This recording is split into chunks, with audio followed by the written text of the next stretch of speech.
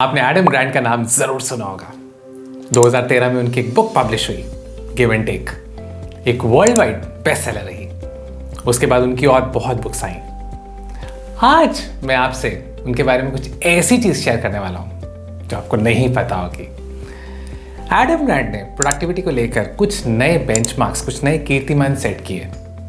वो वॉर्टन में प्रोफेसर थे और मैं आपको उनकी कुछ अचीवमेंट्स बताता हूं। 2012 में उनकी 7 पब्लिकेशंस थी, 7 पब्लिकेशंस या रिसर्च पेपर्स, और this is a phenomenal number for any university professor.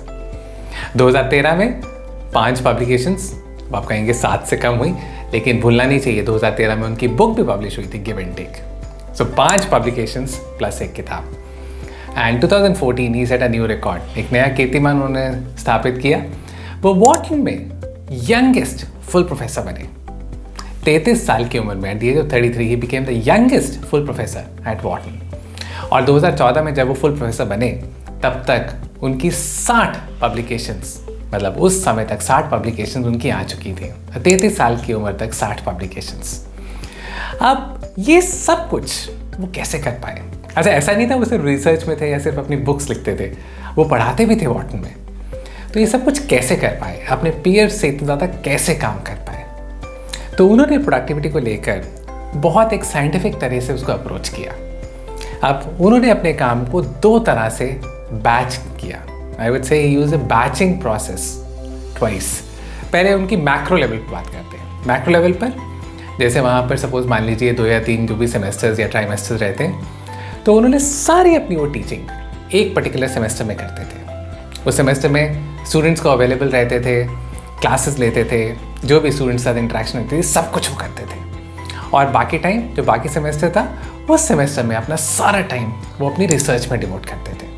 तो इस तरह से उन्होंने अपना पहले तो टाइम डिवाइड किया कि कुछ समय जब वो लोगों के लिए अवेलेबल है और कुछ समय और कुछ महीने, मतलब साल में जब वो लोगों के लिए अवेलेबल नहीं है, फ्रीली अवेलेबल नहीं है। पर आपको उन्होंने बताया उन्होंने बैचिंग प्रोसेस 2 बार यूज़ किया। तो एक तो ये मैक्रो लेवल पर कि किन महीने में अवेलेबल हैं, पढ़ा रहे हैं, किन महीनों में अवेलेबल नहीं है। अब जिन महीनों में अवेलेबल नहीं है, मतलब जब वो रिसर्च के लिए अपना टाइम डेडिकेट कर रहे हैं, उसमें फर्दर उन्होंने आगे बाइफर्केशन की। उनमें से कुछ दिन होते थे जहाँ पर वो स्टूडेंट्स के लिए, फिर भी स्टूडेंट्स के लिए, अपने कॉलीग्स के लिए अवेलेबल रहते थे। और कुछ दिन, मतलब टिपिकली हर कुछ दिनों के बाद वो 3-4 दिन वहाँ अपने आउट ऑफ ऑफिस मेल का ऑटो रिस्पॉन्डर लगाते थे। मीन्स अगर वो ऑफिस में अवेलेबल भी हैं, लोगों ने उनको देखा भी है, लेकिन उनकी मेल पे आउट ऑफ ऑफिस का मैसेज आता था। मीन्स हर कुछ दिनों के बाद वो 3-4 दिनों के लिए वो out of office email responder लगाते थे, मतलब वो दुनिया के लिए अवेलेबल नहीं है उन दिनों के लिए। और वो 3-4 दिनों में वो अपना पूरी तरह से एक फोकस्ड काम किया करते थे। और इस फोकस्ड काम से ही वो अपने पीयर्स से इतना ज़्यादा काम कर पाए। और अगर मैं आपसे बात करूं तो एडम ग्रांट अकेले नहीं हैं। अगर हम 100 साल पहले जाएं, 1920s की बात करें, तो एक अगेन बहुत फेमस ऑथर हुआ करते थे, Carl Jung, CARLJUNG, Carl Jung. अब कार्ल यूंग उस समय में अगेन वो ज्यूरिक में अपनी क्लिनिकल प्रैक्टिस भी रन किया करते थे, लेकिन वो टाइम था जब वो लोगों के लिए अवेलेबल होते थे। तब तो देर रात तक वो अपनी प्रैक्टिस में लोगों से मिलते रहते थे। लेकिन जब उनको कुछ लिखना होता था, जब वो फोकस करना होता था, तो वो कंट्री साइड में एक रास्टिक स्टोन हाउस था उनका, एक कंट्री साइड में वो चले जाते थे कुछ दिनों के लिए। वहाँ पर हर रोज़ सुबह जल्दी उठते थे, सुबह जल्दी उठकर लिखते थे, काफ़ी देर तक लिखते थे। फिर जैसे थोड़ा थकना शुरू करते थे, कभी वो मेडिटेशन करते थे। फिर दिन में, दोपहर में या शाम को बाहर कंट्री साइड थोड़ा सा नेचर में वॉक करने चले जाते थे, अपने आप को रिफ़्रेश करते थे अगले दिन के लिए। अगले दिन फिर सुबह जल्दी उठ के वो लिखा करते थे। ऐसे कुछ हफ्ते वो करते थे। उसके बाद वापस ज्यूरिक आते थे अपनी क्लिनिकल प्रैक्टिस के लिए, क्योंकि उस क्लिनिकल प्रैक्टिस से वो अपनी कुछ अर्निंग भी कर रहे थे और इस तरह से उनको वो अर्निंग भी ज़रूरत थी अपने लाइवलीहुड के लिए।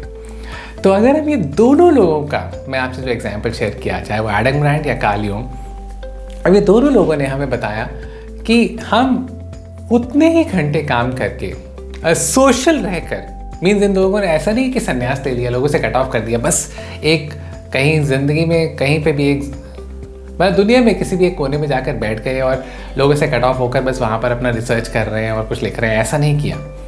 वो बीच बीच में टाइम में लोगों के लिए अवेलेबल भी रहते थे, लेकिन बीच बीच में छोटे बर्स्ट में वो कुछ बहुत फोकस्ड काम कर पाते थे। सो एडम ग्रांट ने ये एक्चुअली इक्वेशन दी कि आप ज़्यादा प्रोडक्टिव कैसे रह सकते हैं। इसे to be more productive in life you need to spend time तो लगाना पड़ेगा, but it also depends time spend multiplied by the intensity of focus. कि उस समय जब आप वो टाइम लगा रहे हैं तब आपका फोकस, तब आप कितनी इंटेंसली उसके ऊपर टाइम लगा रहे थे, कितना इंटेंसली आप फोकस थे, उस पर डिपेंड करेगा आप लाइफ में कितने प्रोडक्टिव है। अब मैं आपसे क्यों बात कर रहा हूँ, आपको पता है, आप, मैं, हम बहुत लोग ना पता क्या करते हैं, पूरे दिन में हम बीच बीच में बहुत कुछ करते रहते हैं। मीन्स को आप मल्टीटास्किंग कह सकते हैं या आप जैसे भी टास्क स्विचिंग कह सकते हैं। हम कुछ भी अपना काम कर रहे होते हैं तो बीच में ना कोई ईमेल आ जाती है। अब वो ईमेल में पॉपअप नोटिफिकेशन, जैसी ईमेल आती है मन करता है इसको देख लें, तो ईमेल को देखते हैं, फिर उसका जवाब देते हैं, वापस अपने काम पर आते हैं।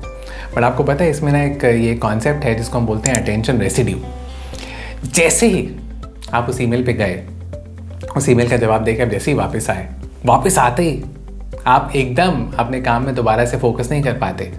This is known as attention residue. मतलब जब आप वापस आए अपने काम पर, आपको फिर थोड़ा टाइम लगता है क्योंकि आपका माइंड अभी कुछ वो ईमेल में भी था। धीरे धीरे आपका माइंड आपके आने के बाद कुछ और समय लगाता है वापस आने में। तो अगर आप ये बार बार स्विच करते रहते हैं तो दिन में आप बहुत ज़्यादा टाइम वेस्ट करते हैं। ये इसको बिल्कुल एक अलग आयाम पर, मीन्स एक CTO थे एटलांटिक मीडिया कंपनी के, 2012 में उन्होंने एक रिसर्च की, उनका नाम था टॉम। उन्होंने एक्चुअली अपने आप को एनालाइज किया कि दिन में कितनी बार वो डिस्ट्रैक्ट होते हैं। तो उन्होंने पूरा वो टाइमर के साथ पहले तो उन्होंने एनालाइज किया कि उनको दिन में कितनी ईमेल्स आती हैं। उन्होंने अपना वर्किंग डे के हिसाब से एवरेज आउट किया कि 160 ईमेल्स आती हैं और कुछ वो रिप्लाई भी करते हैं उनमें से। नेट उन्होंने लगाया कि अगर वो 30-40 सेकेंड भी हर रोज़ एक ईमेल पे लगा रहे हैं तो मिनिमम 1 से 1.5 घंटा, मिनिमम 1 से 1.5 घंटा तो ईमेल्स पे लगा रहे हैं। सिर्फ वहीं तक लिमिटेड नहीं था, अब वो बार बार अगर दिन में मान लीजिए 10 या 20 बार ऐसे ईमेल्स पे आगे टू एंड फ्रो कर रहे हैं तो टिपिकली हो सकता है दिन में 2 से 2.5 घंटे वो सिर्फ ईमेल्स के रिप्लाई करने में लगा रहे हैं। मतलब कितना ज़्यादा समय हम एक दिन में टास्क को स्विच करने में लेफ्ट राइट हम कर रहे हैं। No wonder, end of the day sometimes I left wondering कि अरे बाबा पूरा दिन निकल गया, मैं आज अचीव क्या कर पाया। ये इसलिए क्योंकि एडम ग्रांट ने क्या कहा था, to be more productive you need to have that equation of time spent multiplied by the intensity of focus। अगर मैं बार बार अपना ध्यान शिफ्ट कर रहा था एक काम से दूसरे काम पर, तो वो इंटेंसिटी ऑफ फोकस पे मैं 1 नहीं दे सका, हो सकता है वो डेसिबल्स में आ गया, तो इसलिए मेरी प्रोडक्टिविटी दिन में बहुत कम हो गई। तो आज मैं ये 2 सिंपल स्टोरीज से, एडम ग्रांट और कार्ल यूंग की ये स्टोरी से आपको बस मैं दोबारा ये रिमाइंड करना चाह रहा हूँ कि आप और मैं, हम लोग ज़िंदगी में जितना भी अभी काम कर रहे हैं उससे हम बहुत ज़्यादा काम कर सकते हैं। बस हमें वो अपने इंटेंस फोकस वाले पीरियड्स को आइडेंटिफाई करना ज़रूरी है। पार्टी करना बहुत बढ़िया बात है, हमारे पास उसके लिए भी समय होना चाहिए, लेकिन जब हम काम कर रहे हैं तो वो इंटेंस फोकस वाला काम करने के लिए हमें डिस्ट्रैक्शन फ्री एक पीरियड चाहिए। वो डिस्ट्रैक्शन फ्री पीरियड कैसे मिलेगा, उसका मैं आपको एक तरीका बता सकता हूँ। अगर आपका प्रोफाइल आपको अलाउ करे तो आप जैसे सपोज 1-1.5 घंटा लंच से पहले, मतलब किसी भी टाइम फर्स्ट हाफ में आप अपना डेटा ऑफ कर सकते हैं अपने फ़ोन पर। अगर डेटा ऑफ कर देंगे तो उस समय नोटिफिकेशन आनी बंद हो जाएंगी, आप फोकस कर पाएंगे। सिमिलरली सेकेंड हाफ में दोबारा 1-1.5 घंटा अगर आपका प्रोफाइल अलाउ करता है, आप अफोर्ड कर सकते हैं, तो दोबारा डेटा ऑफ कर सकते हैं। इससे आपको वो समय मिलेगा जहाँ पे हम distraction free time, distraction free focus कर सकते हैं अपने काम पर। बहुत तरीके हो सकते हैं दोस्त, देखो आपको तरीके अपने खुद ढूंढने पड़ेंगे। मैंने आपसे सिर्फ एक चीज़ शेयर की जो इम्प्लीमेंट की जा सकती है। तो आज मैंने आपसे बात की कि आप ज़िंदगी में ज़्यादा फोकस्ड हो सकते हैं, उससे ज़्यादा प्रोडक्टिव कैसे हो सकते हैं। अगर आपको ये वीडियो अच्छा लगा तो अपने फ्रेंड्स से शेयर ज़रूर करें। That's all for today. This is Vikas Bansal signing off.